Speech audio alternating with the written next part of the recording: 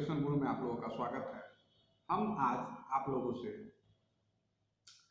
आधुनिक भारत में परवर्ती मुगल के बारे में चर्चा करेंगे। ठीक, और इससे पहले परवर्ती मुगल का एक वीडियो आ चुका है। ठीक, तो हम उससे आगे चर्चा करेंगे और जैसा कि हम लोग हमेशा करते हैं कि पीछे जो रहता है उसको हल्का फाइनल टच देते हुए इसके बारे में चलिए तो हम शुरू करते हैं। हम लोग क्योंकि जानते हैं कि औरंगजेब की मृत्यु के बाद उनके तीनों पुत्र में लड़ाई हुआ और जिसमें पहला लड़ाई जो हुआ था मुअज्जम और आजम के बीच में, जिसमें मुअज्जम आजम को की हत्या कर देता है और इसके बाद बहादुर शाह फर्स्ट के नाम से राजा बनता है। इसके बाद दूसरा युद्ध 1709 ईस्वी में होता है जो बीजापुर के निकट बहादुर शाह फर्स्ट यानी मुअज्जम जो है कामबख्श की हत्या करता है। इसके बाद वो राजा बनता है और वह 1707 से लेकर के 1712 तक रहता है। उसे हम साहेब खबर के नाम से जानते हैं। ठीक, इसके बाद इसकी हत्या जो है बंदा बहादुर कर देता है बहादुर शाह फर्स्ट। इसके बाद जहांदार शाह जो जुल्फिकार खां के सहयोग से राजा बनता है वह आपको 1712 से लेकर के 1713 तक वह जो है उस बीच में कुछ कार्य करता है, जैसे जजिया करके समाप्त करने का कोशिश करता है। इसके बाद मराठा सरदार जो रहता है उसको दक्कन का कुछ शर्तों के साथ सरदेश मुखी और चौथ कर वसूलने का आज्ञा देता है, एक आदेश जारी करता है। इसके बाद जय सिंह को सवाई की पदवी देता है और उसको मालवा का सूबेदार नियुक्त करता है। इसके बाद इसकी हत्या जो कर देता है, इसके भतीजे जो फर्रुखसियार है वह इसका हत्या कर देता है और फर्रुखसियार को हत्या करने में मदद करता है उसके भतीजा जो मतलब सैयद बंधु जो है जो हिंदुस्तानी मूल के यहाँ के लोग थे, उन्होंने इसको मदद करता है किया। और उसमें जो दोनों भाई रहता है उसका नाम क्या है, एक का नाम अब्दुल्ला खां और एक का नाम हुसैन अली खां कहीं कहीं है और कहीं कहीं हुसैन अली बड़ा। इसके बाद क्या होता है, यह राजा बनते ही सबसे पहले क्या करता है, बंदा बहादुर की हत्या करवा देता है। वही बंदा बहादुर जो बंदा बहादुर सिख के और गुरु गोविंद सिंह के मरने के बाद सिख का नेतृत्व संभालता है और बहादुर शाह फर्स्ट की हत्या कर देता है, उसको मारने का काम करता है। इसके बाद औरंगजेब यह जो है कंपनी को, अंग्रेजों के कंपनी को एक फरमान जारी करता है जिसके तहत वह कहीं भी व्यापार मतलब मुगल साम्राज्य में कहीं व्यापार कर सकता है। उसको कहा जाता है कंपनी के तहत मैग्ना कार्टा।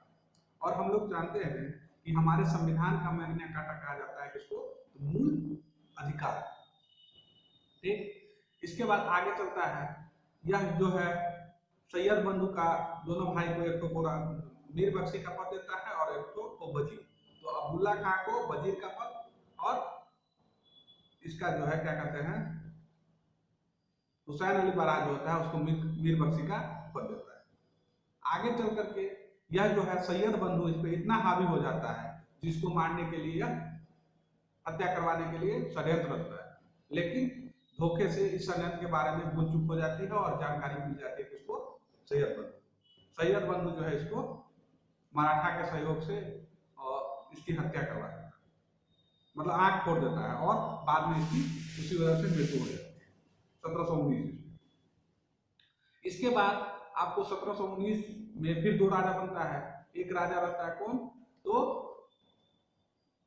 आपको दो राजा, एक शाहजहां तृतीय जो लास्ट में रहता है जिसकी मृत्यु हदीम से हो जाती है, रफीउद्दौला का, और एक और राजा उससे पहले बनता है कौन, रफीउद्दर्जा। इसके बाद क्या होता है, रफीउद्दौला का जो पुत्र रहता है यानी शाहजहां द्वितीय का जो पुत्र रहता है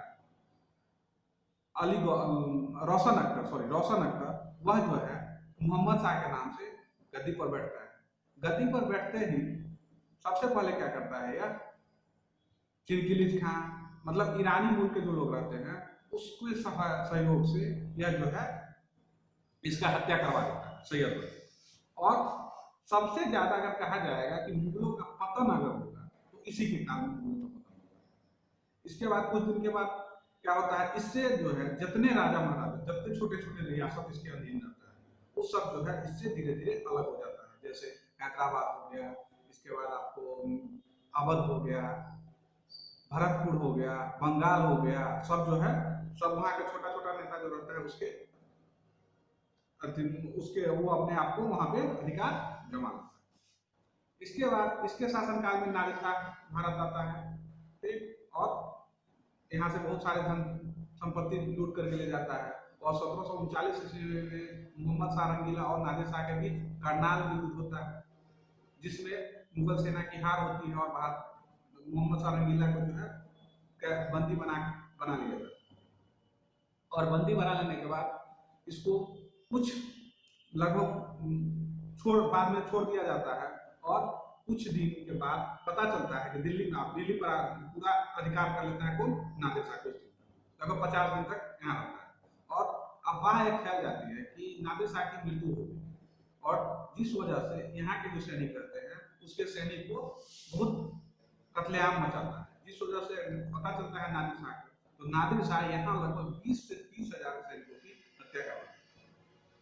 और मोहम्मद शाह रंगीला के समझाने के बाद, मोहम्मद शाह रंगीला के बाद अति करने के बाद, बीच बचाव करने के बाद वह जो है लास्ट में कुछ शर्तों के साथ वह युद्ध अपना छोड़ देता है। और यह जो है भारत से वापस जाने के क्रम में यहाँ से तख्ते ताउस जो या मयूर सिंहासन पे, जिसे शाहजहां ने बनाया रहता है, और इसके वस्तुकार जो होते हैं बादल खां, उसके द्वारा इसको बनाया जाता है, वह ले जाता है। साथ में नूर हीरा ले जाता है, और एक तो संस्कृति का, संगीत का पांडुलिपि रहता है, वह भी अपने साथ नादिर शाह ले जाता है। इसी के शासनकाल में क्या होता है, पहली बार अहमद शाह अब्दाली का जो है आक्रमण होता है। अहमद शाह अब्दाली का आक्रमण किधर होता है, अहमद शाह अब्दाली का प्रथम बार आक्रमण होता है पंजाब के साइड में। अहमद शाह अब्दाली को दुर्रे दुरानी कहा जाता है, यानी युग का मूवी का। अहमद शाह अब्दाली का सबसे ज्यादा आक्रमण अगर होता है तो 48 से 54 के बीच में, और 48 से 54 के बीच में जो राजा रहता है, यानी 1748 से 1754 के बीच में, वह अहमद शाह ही रहता है। अहमद शाह इधर राजा रहता है, अहमद शाह उधर सरकारी लुटेरा जो रहता है अहमद शाह अब्दाली, ठीक। अहमद शाह के शासनकाल में क्या होता है, एक तो महिला रहती है उधम बाई, जिसे राजमाता कहा जाता है, और वह जो है उनका जो है इस पर प्रभाव रहता है, किसका, क्या कहते हैं आपको, अहमद शाह, और इसे किबला ए आजम की उपाधि दी जाती है। इसके शासनकाल में ज्यादा कुछ नहीं आता है। आगे फिर जो है आलमगीर द्वितीय 54 से 58 तक। आलमगीर द्वितीय के काल का सबसे बड़ा जो है 1757 का प्लासी कला। प्लासी के बारे में जान लेते हैं। प्लासी जो है भागीरथी नदी के किनारे, ठीक, और यह कहाँ है, तो बंगाल में, ठीक। इसके बाद जो होता है क्या, इसमें प्लासी की लड़ाई में सेनापति जो रहते हैं वह कौन रहता है, रॉबर्ट क्लाइव। और 1757 प्लासी की लड़ाई के समय अगर कहेगा कि बंगाल का गवर्नर कौन रहता है, तो उस समय बंगाल का गवर्नर रोजर ड्रेक नामक एक व्यक्ति रहते हैं। क्योंकि ज्यादा प्रभाव इधर रॉबर्ट क्लाइव का रहता है, इस वजह से उसके बारे में चर्चा नहीं होता है, लेकिन रहता है, ठीक। 1757 के बाद जब युद्ध समाप्त हो जाती है, तो 1757 से लेकर के 1760 तक रॉबर्ट क्लाइव बंगाल का गवर्नर रहता है। और इसे कहा जाता है, एक पीठ है, प्रधानमंत्री छोटा पीठ हुए थे, उन्होंने कहा था कि रॉबर्ट क्लाइव के बारे में कि स्वर्ग से उतरा हुआ गवर्नर, ठीक। तो कहा जाता है स्वर्ग से उतरा हुआ गवर्नर किसे कहा जाता है, तो आपको रॉबर्ट क्लाइव। और इधर जो है एक और घटना होती है 1750 के आसपास में। इधर टीपू सुल्तान जो है, जिसे शेर मैसूर कहा जाता है, उसका जन्म 1750 ईस्वी में हुआ रहता है। और 1750 ईस्वी में वारेन हेस्टिंग, जो आगे चलकर 1772 से लेकर 1785 तक गवर्नर रहता है, बंगाल का गवर्नर जनरल होता है, वो एक क्लर्क के पद पर भारत आया रहता है, ठीक। इसके बाद प्लासी की लड़ाई हो जाती है। प्लासी की लड़ाई किसके शासनकाल में, आलमगीर द्वितीय के शासनकाल में। इसके बाद क्या रहता है, 58 से 59 तक, एक साल तक राजा कौन रहता है, शाहजहां तृतीय। एक शाहजहां तृतीय 58 से 59 तक रहा जाता है। इसके शासनकाल में कोई काम नहीं। इसके बाद 1759 से लेकर के 1806 तक राजा कौन रहता है, तो आपको शाह आलम द्वितीय। शाह आलम द्वितीय का प्रमुख कार्यकाल का सबसे प्रमुख घटना है आपको बक्सर का 22 अक्टूबर 1764 को बक्सर का युद्ध हुआ था, जिसमें मुगल सेना का सेनापति जो था, सेना का नेतृत्व कर रहे थे शाह आलम द्वितीय। इसके बाद अवध का जो सुजाउद्दौला था युद्ध में, और पटना के अपदस्थ नवाब जो थे बंगाल के मीर कासिम, ये तीनों की संयुक्त सेना बक्सर में, इधर अंग्रेज की तरफ से सेना मतलब सेनापति का काम जो करते हैं, सेना का नेतृत्व जो करते हैं हेक्टर मुंगो, दोनों के सेना के बीच युद्ध होता है और इधर संयुक्त सेना हार जाती है और आपको यह जो होता है अंग्रेज सेना जो है जीत जाती है। ठीक, और बंगाल पर या भारत में कंपनी का अधिकार और बढ़ जाता है। ठीक, इसके बाद उस समय जो होता है, जिस समय बक्सर का युद्ध होता है, उस समय जो है बंगाल के गवर्नर जो रहते हैं बेसिका, ध्यान में। ठीक, इसके बाद 65 में दूसरा 61 बाद 64 के बाद 65 में फिर रॉबर्ट क्लाइव को बुलाया जाता है और रॉबर्ट क्लाइव जो है इलाहाबाद के 200 संधि करता है। एक संधि के तहत इलाहाबाद और कारा जो जिला रहता है वह लेकर के, किससे ले, सुजाउद्दौला से लेकर के, और दूसरे संधि के तहत शाह आलम द्वितीय को दे देता है। ठीक, और शाह आलम द्वितीय को अपना पेंशन भोगी बना लेता है। आगे चल करके 1772 ईस्वी में मराठा सरदार महादजी सिंधिया जो है मुगल शासक जो शाह आलम द्वितीय रहते हैं उनको लेकर के और फिर दिल्ली की गद्दी पर आसीन करवाते हैं। आगे चल करके और इसी क्रम में और कोई नहीं, आगे 1806 ईस्वी में शाह आलम द्वितीय की मृत्यु हो जाती है। इसके बाद अकबर द्वितीय। ठीक, इधर अगर कहिएगा तो औरंगजेब का पुत्र भी अकबर द्वितीय था और एक तो अकबर द्वितीय, उसको अकबर तृतीय भी कह सकते हैं। ठीक, तो अकबर द्वितीय, क्योंकि यह अकबर जो है अकबर द्वितीय उतना फेमस नहीं है, इसीलिए उस अकबर को अकबर द्वितीय कहा जाता है। ठीक, अकबर द्वितीय जो है 1806 से लेकर के 1837 तक रहा।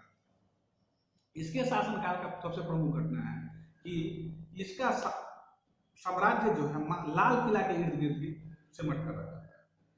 अकबर द्वितीय की इतनी स्थिति खराब हो जाती है कि उन्हें राम मोहन राय को राजा का उपाधि देकर के बंगाल मतलब ब्रिटेन अपने पेंशन की पैरवी के लिए देते हैं, जहां इनका राजा राम मोहन राय की मृत्यु हो जाती है ब्रिस्बेन।